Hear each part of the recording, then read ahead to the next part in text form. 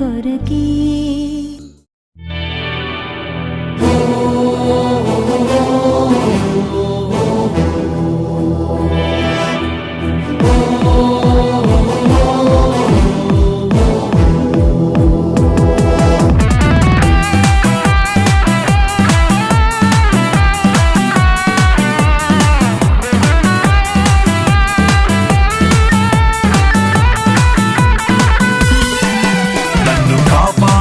దేవుడు కునుకడు కునుకడు, నన్ను రక్షించు నా యేసుడు.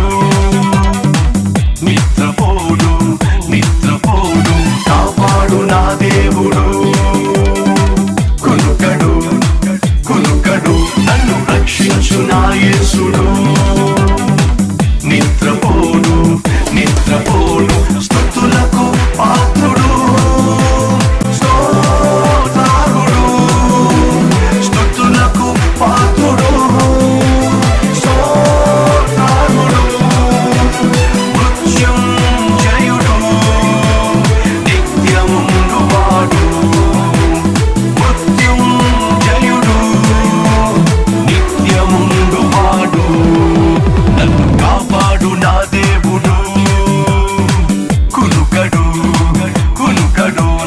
రక్షించు నా యేసుడు.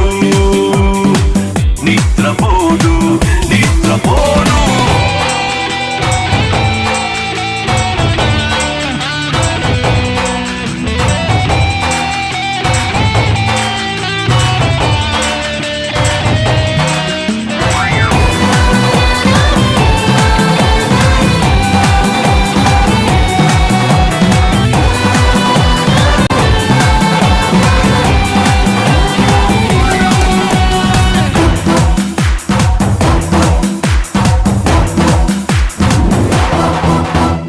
వేటగాని ఉరి నుండి విడిపించువాడు, ఏ తెగులు రాకుండా రక్షించువాడు. వేటగాని ఉరి నుండి విడిపించువాడు, ఏ తెగులు రాకుండా రక్షించువాడు. రెక్కల చాటున నన్ను దాచువాడు, తన మార్గములన్నిటిలో నన్ను నడిపించువాడు. తన రెక్కల చాటున నన్ను దాచువాడు, తన మార్గములన్నిటిలో నన్ను నడిపించువాడు. స్తుతులకు పాత్రుడు, స్తోత్రార్హుడు. స్తుతులకు పాత్రుడు, స్తోత్రార్హుడు. మృత్యుంజయుడు, నిత్యముండువాడు. మృత్యుంజయుడు, నిత్యముండువాడు. నన్ను కాపాడు నా దేవుడు. కునుకడు కునుకడు, నన్ను రక్షించు నా యేసుడు. నిద్రపోడు నిద్రపోడు.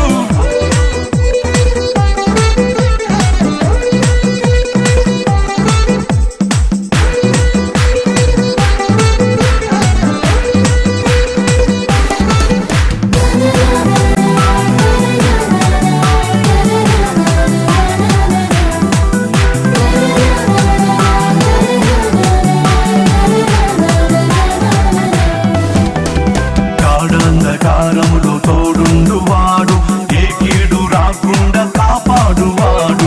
గాఢాంధకారములో తోడుండువాడు, ఏ కీడు రాకుండా కాపాడువాడు. కన్నీరంతటినీ తుడిచివేయువాడు, నా ప్రార్థనలన్నిటినీ ఆలకించువాడు. నా కన్నీరంతటినీ తుడిచివేయువాడు, నా ప్రార్థన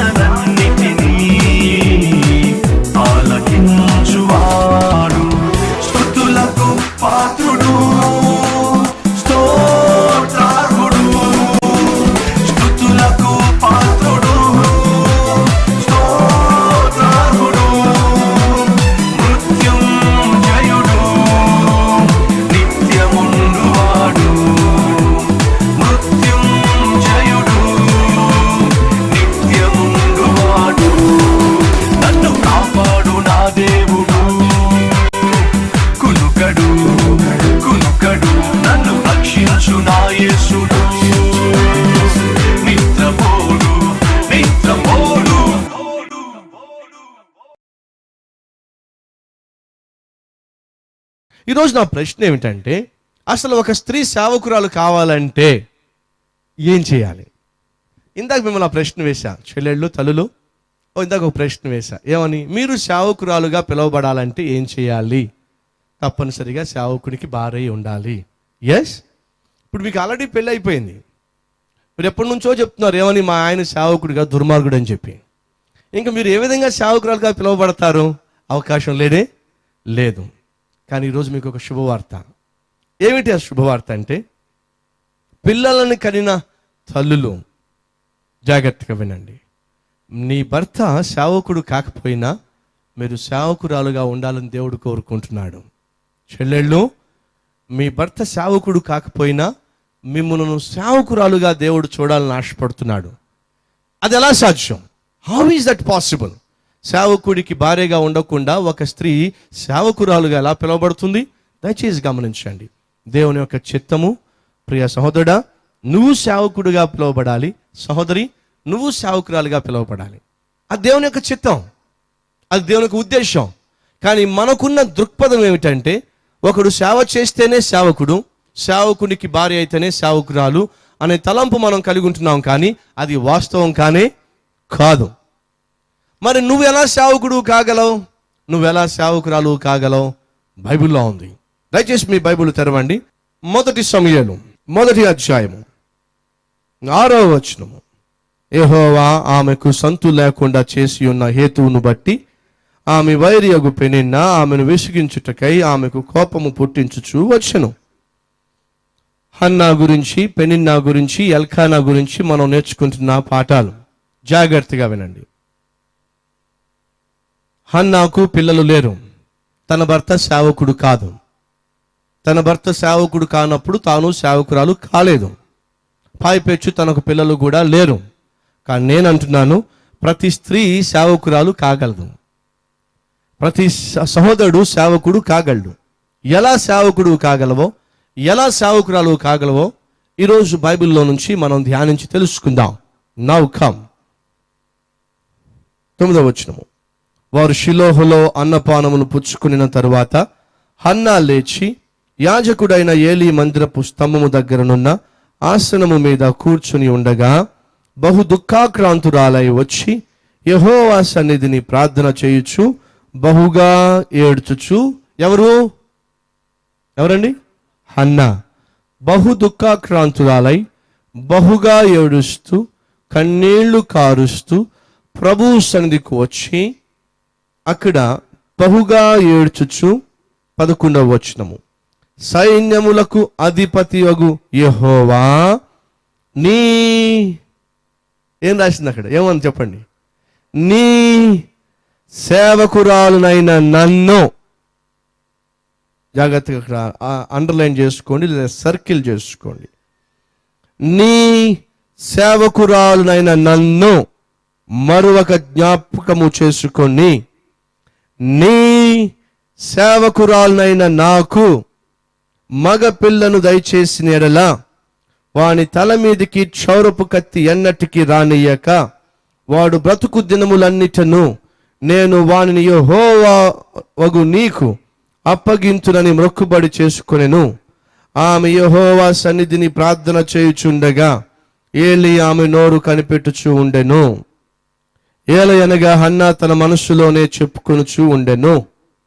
ఆమె పెదవులు మాత్రమే కదులుచుండి ఆమె స్వరం వినబడక ఉండెను గనుక ఏలీ ఆమె మత్తురాలై ఉన్నదనుకుని, ఎంతవరకు నీవు మత్తురాలవై ఉందువు, నీ ద్రాక్షరసము నీ యొద్ద నుండి తీసివేయమని చెప్పగా, అన్న అది కాదు, నా ఏలినవాడా, నేను దుఃఖముతో మనోదుఃఖము గలదానై ఉన్నాను. నేను ద్రాక్షారసమునైనను మద్యమునైనను పానము చేయలేదు గాని నా ఆత్మను యెహోవా సన్నిధిని కుమ్మరించుకొనుచున్నాను. నీ సేవకురాలునైన నన్ను పనికి మాలిన దానిగా ఎంచవద్దు. 18వ వచనము. ఆమె అతనితో, నీ సేవకురాలునైన నేను నీ దృష్టికి కృపనొందుదునుగాక అనెను. తాను మాట్లాడిన మాటల్లో తాను ఖచ్చితంగా వాడిన పదం ఏంటో చెప్పాలి. సేవకురాలు, సేవకురాలు, సేవకురాలు. ప్రశ్న, ఈ హన్నా భర్త సేవకుడా? అడుగుతున్నా. సేవకుడా కాదు. మరి ఎవరు? డబుల్ సెటప్ పెట్టినవాడు. అవునా కదా? ఆయనకి చిన్నిల్లు ఉంది, పెద్దిల్లు ఉంది. సేవకుడు కాదు. మరి ఎవరు? ఇద్దరు భార్యల ముద్దుడు మొగుడు. అంతే కదా? ఇద్దరు భార్యల ముద్దులు మొగుడు. సేవకుడు కాదు. కానీ హన్న తను సేవకురాలుగా పిలుచుకుంటుంది. ఎలా సాధ్యమైంది? How is that possible? మీలో ఎంతమంది చెల్లెళ్ళు, తల్లులు, మీలో ఎంతమంది నేను కూడా ఆ విధంగా పిలువబడాలి, సేవకురాలుగా నేను పిలువబడాలి అన్న ఆశపడుతున్నా చూపించండి. ఎస్, నేను తప్పేం మాట్లాడలా, మిమ్మల్ని పాస్టర్ అని చెప్పి అంటలేదు. కానీ బైబిల్లో ఉన్నదే, నేను కూడా సేవకురాలని కావాలి అన్నవాళ్ళు చూపించండి. సేవకురాలుగా ప్రతి స్త్రీ ఉండాలి, దేవుని చిత్తం. సేవకునిగా ప్రతి ఒక్కడు ఉండాలి, దేవుని చిత్తం. అది ఎలా సాధ్యం? జాగ్రత్తగా వినండి. హన్న ఖచ్చితంగా తనను గురించి తాను మాట్లాడుతున్న ప్రతిసారి నీ సేవకురాలనైనా అనే మాట వాడింది. ఎందుకు అంత ఖచ్చితంగా ఆ మాట వాడిందయ్యా అంటే, తాను ఒక ప్రార్థన చేస్తుంది. ఆ ప్రార్థనలో ఉన్న అంశం ఏమిటయ్యా అంటే, నీవు నాకు మగ బిడ్డను ఇచ్చిన ఎడలా ఆ మగ బిడ్డను నా జీరు చేసి క్షౌరము చేయకుండా, తన జుట్టు మీద కత్తిరి పడకుండా నేను నీకు ఆ కుమారుని ప్రతిష్ఠిస్తా, ఆ కుమారుని మందిరంలో సేవకు అప్పగిస్తా. ఇప్పుడు నా కుమారుని సన్నిధిలో ఏం చేయబోతున్నాడు? సేవ చేయబోతున్నాడు. ఇప్పుడు నా కుమారుడు నీ సన్నిధిలో సేవ చేస్తున్నట్లయితే ఇప్పుడు నేనేమవుతాను? అర్థమైంది మీకు? ఇప్పుడు ఏమవుతాను? నేను సేవకురాలను అవుతాను. అనగా అర్థం ఏమిటంటే, తల్లిలో, చెల్లెళ్ళో మీ బిడ్డలను సేవకులుగా మీరు చేస్తే ఆటోమేటిక్గా మీరేమవుతారు? సేవకురాలు అవుతారు. అది దేవుని యొక్క చిత్తము. ప్రతి స్త్రీ దేవుని దృష్టిలో సేవకురాలు కావాలంటే ఏం చేయాలి? తన బిడ్డలను సేవకుడిగా చేయాలి. ఆ హన్న ఆ దృక్పథం కలిగి ఉంది కాబట్టి తను ఏమంటుంది? నువ్వు నాకు ఒక మగబిడ్డనివ్వు, ఆ మగబిడ్డను నేను నీకే తిరిగిస్తా, ప్రతిష్ఠిస్తా, సేవకునిగా సమర్పిస్తా. అతడు గొప్ప సేవ చేస్తాడు. గొప్ప సేవ చేసే కుమారుని కన్నందుకు నాకొచ్చే పిలుపేమిటి? సేవకురాలు. తాను ముందుగానే ఏమైతే పొందుకోబోతుందో ఆ పొందుకోబోయే తన స్థానానికి పేరు కూడా పెట్టేసుకుంది. ఏ పేరు? సేవకురాలు. అడుగుతున్నా, ఇప్పుడు ప్రతి స్త్రీ సేవకురాలుగా పిలువబడ్డం తప్పండి? నో. ప్రతి తల్లి నువ్వు సేవకురాలుగా పిలువబడ్డాలి. ఇప్పుడు కుమారుడు సేవకుడు అయితే, తల్లి సేవకురాలు అయితే, నా ప్రశ్న ఏమిటంటే, తండ్రి ఏమవుతాడు? తండ్రిలో, అలాగే రేపో మాపో వివాహం చేసుకోబోతున్న తమ్ముళ్ళో అడుగుతున్నా, సేవకుని యొక్క తల్లి సేవకురాలైతే సేవకుని యొక్క తండ్రి ఏమవుతాడు? చెప్పాలి. ఏమవుతాడు? సేవకుడే అవ్వాలి. ఆ పేరు నువ్వు సంపాదించాలి. ఎప్పుడు సంపాదించగలవు? నీ కుమారుడు నిజమైన సేవకుడిగా నువ్వు తయారు చేసినప్పుడు. తండ్రులు సేవ చేయలేకపోయారా? దిగులు పడమాకండి. నీ కొడుకు చేత ఘనమైన సేవ చేయించు, నీకు కూడా సేవకుడు అనే పేరు దేవుడిస్తాడు. It is God's will that we all have to serve God. ఇప్పుడు జాగ్రత్తగా వినండి. తల్లులు సేవకురాలు కావాలని ఆశపడుతున్నారా? తండ్రులు సేవకుడిగా ఉండాలని ఆశపడుతున్నావా? అయితే జాగ్రత్తగా గమనించు.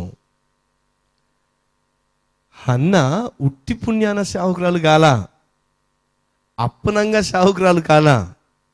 తన ఆత్మీయతను జాగ్రత్తగా పరిశీలించండి. ఒక సేవకురాల్లో ఉండాల్సిన లక్షణాలన్నీ కూడా ఆమెలో కనిపిస్తాయి. సేవకుడు ఏమై ఉండాలో బైబిల్లో ఉంది, చూడండి. 2 తిమోతి 2వ అధ్యాయము 26వ వచనంలో 4వ లైన్ నుంచి చదువుతున్నాను, లేక 5వ లైన్ నుంచి చదువుతున్నాను. ప్రభు యొక్క దాసుడు అట్టి వారిని సాత్వికముతో శిక్షించుచు జగడమాడక అందరి ఎడల సాధువుగాను బోధింప సమర్థుడుగాను కీడును సహించువాడుగాను ఉండాలి.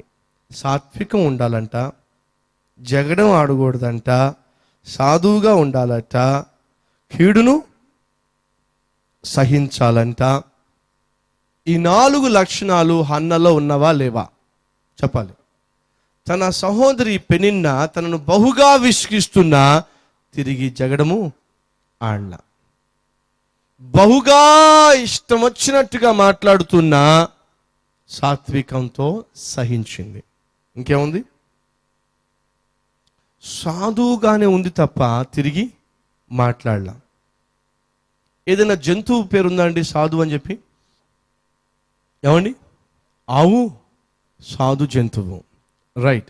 ఇప్పుడు ఆవు దగ్గరికి వెళ్ళి మీరు ఇలా కొట్టండి, అంతే, దాని కాలు తంతుంది మిమ్మల్ని, అవునా కదా? తనిద్దా?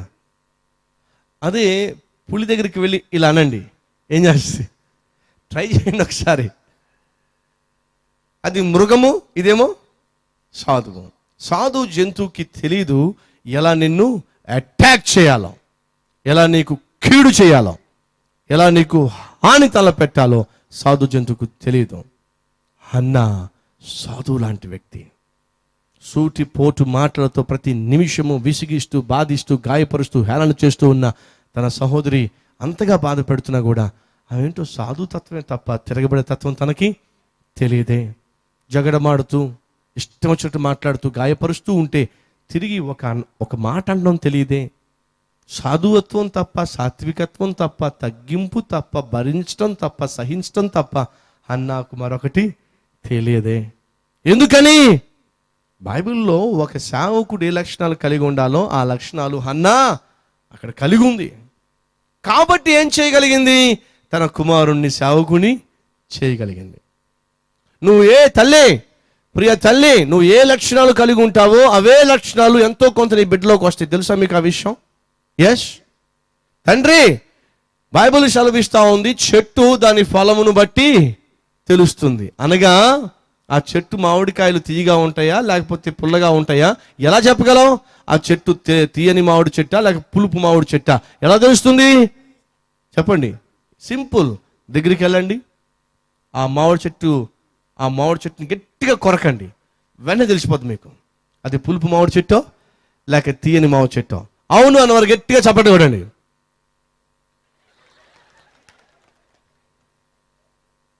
ఏంటి మామిడికాయ ఎలా ఉంది తెలుసుకోండి, మామిడి చెట్టుని కొరుకుతారా? పళ్ళు ఊడిపోతాయి. మామిడి చెట్టు ఎలాంటిదో తెలుసుకోండి. ఏం చేయాలి? మామిడి చెట్టుని కొరకన అవసరంలా, కరవన అవసరంలా. ఏం చేయాలి?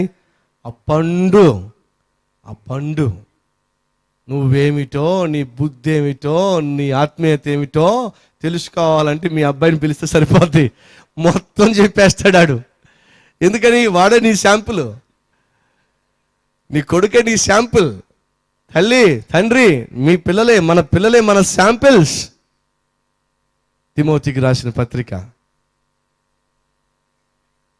అదే పత్రిక, 2వ పత్రిక, 1వ అధ్యాయం 5వ వచనంలో మధ్య నుంచి చదువుతున్నాను చూడండి. నా పితృ ఆచార ప్రకారము నిర్మలమైన మనస్సాక్షితో నేను సేవించుచున్న దేవుని ఎడల కృతజ్ఞుడినై ఉన్నాను.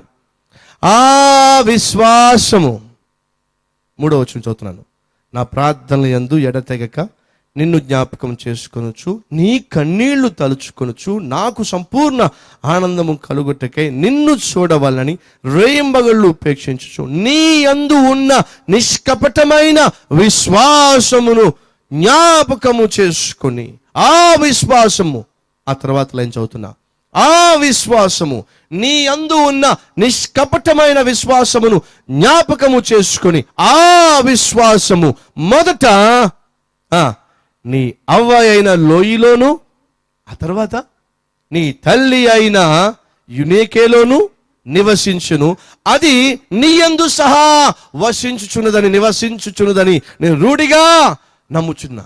తిమోతితో అంటున్నాడు, తిమోతి, భలే విశ్వాసమయ్యా నీది, నిష్కపటమైన విశ్వాసమయ్యా నీది, నువ్వు చాలా మంచి విశ్వాసివయ్యా, నువ్వు చాలా మంచి భక్తిపరుడువయ్యా.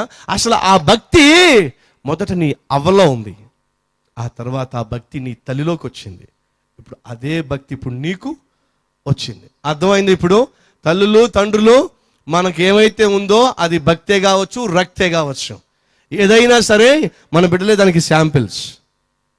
మన బిడ్డలే దానికి అవుట్పుట్, మన బిడ్డలే దానికి సాక్ష్యాలు. ఒకవేళ ఈరోజు నీ బిడ్డలు, నీ కుమారులు, నీ కుమార్తెలు సరైన వారిగా ఉండకపోయినట్లయితే దానికి ప్రధానమైన కారణము నీ జీవితం సరిగా లేకపోవడమే, నీ పెంపకము సరిగా లేకపోవడమే, నీ ఆత్మీయత సరిగా లేదు. కాబట్టి నీ బిడ్డలను పెంచవలసిన సమయంలో, జాగ్రత్తలు తీసుకోవాల్సిన సమయంలో, వారికి ఇవ్వవలసిన ఆత్మీయ వాతావరణాన్ని ఇవ్వవలసిన సమయంలో ఇవ్వలేకపోయావు. కాబట్టి వారు పాడైపోయారు. ఈరోజు వారు బజార్ను తిరుగుతున్నారు. ఈరోజు వాడిని చూస్తూ నిందించడం కన్నా ఒకప్పుడు వాడిని పెంచవలసిన సమయంలో, వాడిని ఆత్మీయ నేర్పించాల్సిన సమయంలో, వాడు చిరుప్రాయంలో ఉన్నప్పుడు, బాలుడు నడవవలసిన మార్గంలో నీవు నడిపించవలసినప్పుడు నడిపించలేకపోయావు. కాబట్టి వాడు ఈరోజు పాడైపోయాడు. ఇప్పుడు వాడిని చూసి ఆడవడం వల్ల ప్రయోజనము లేదు.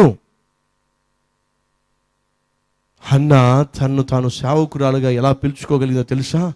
నేను ఒక సేవకుడిని కనబోతున్నాను, ఒక సేవకుడిని లోకానికి ఇవ్వబోతున్నాను, ఒక సేవకుడిని తయారు చేయబోతున్నాను, ఒక సేవకుడిని ప్రభువుకు బహుమానంగా ఇవ్వబోతున్నాను. కాబట్టి నేను సేవకురాలని. తల్లి, నీ కొడుకును సేవకురాలను చేయి, నువ్వు సేవకురాలుగా వర్ధిల్లుతావు. తండ్రి, నీ కుమారుడిని సేవకుడిగా పెంచు, సేవకుడిగా పిలువబడతావు.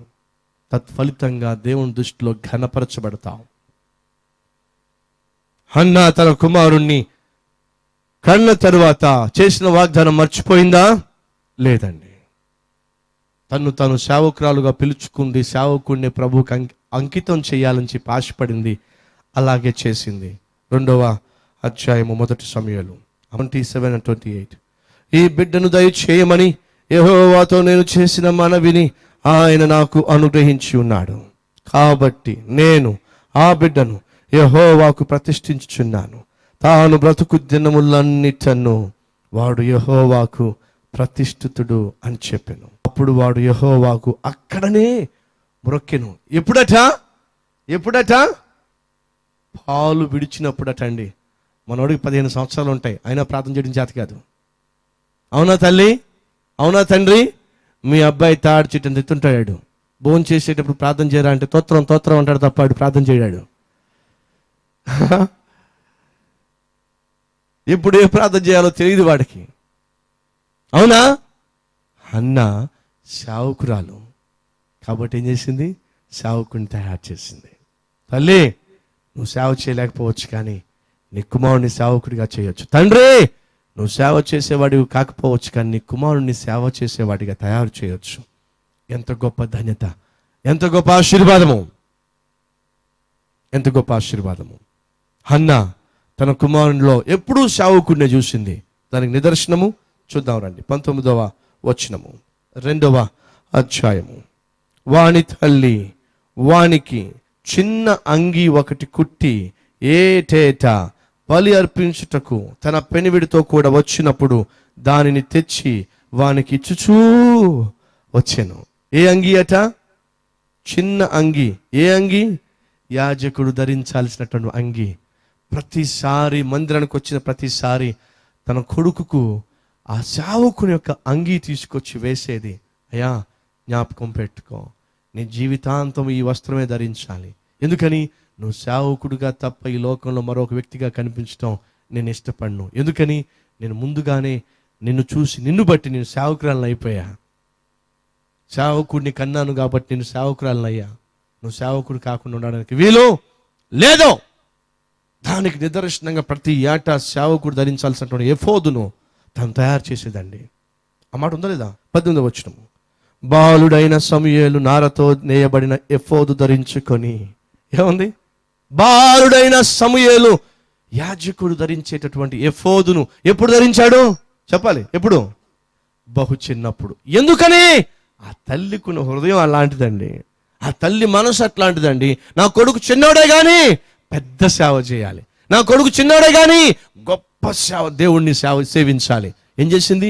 చిన్నోడే కానీ ఆ చిన్నోడికి ఏం చేసిందండి?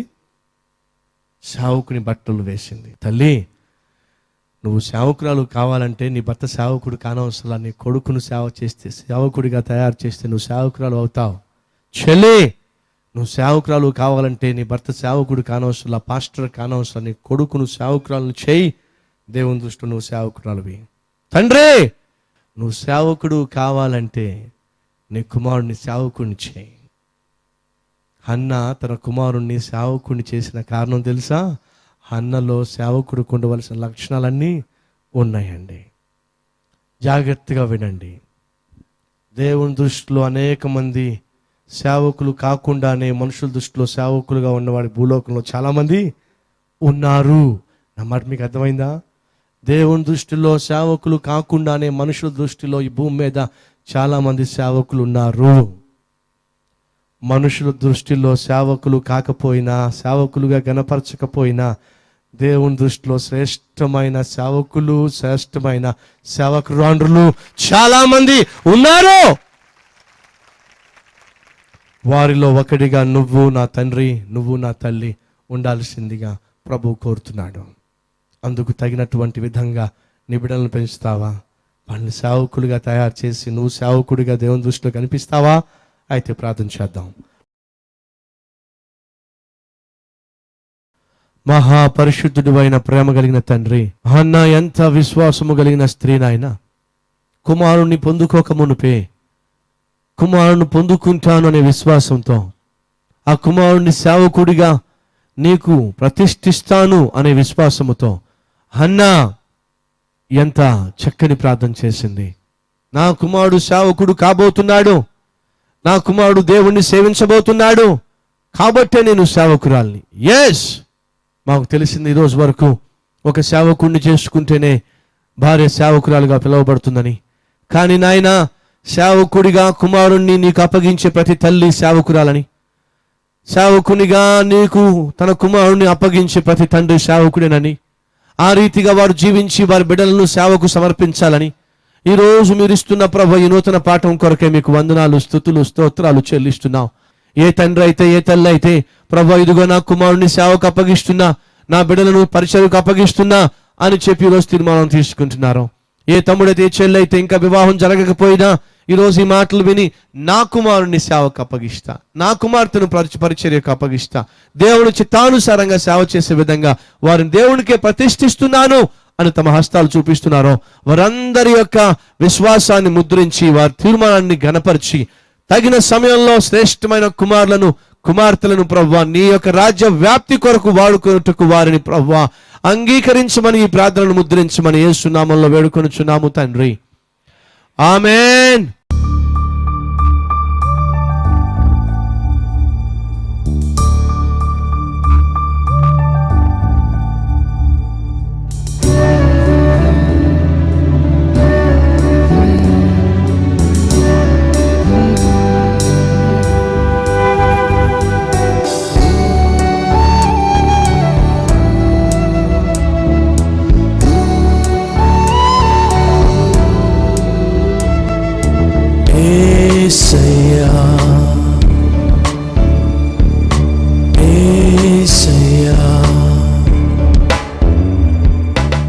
Address Calvary, post box number 30, Kukatpally, Hyderabad 72.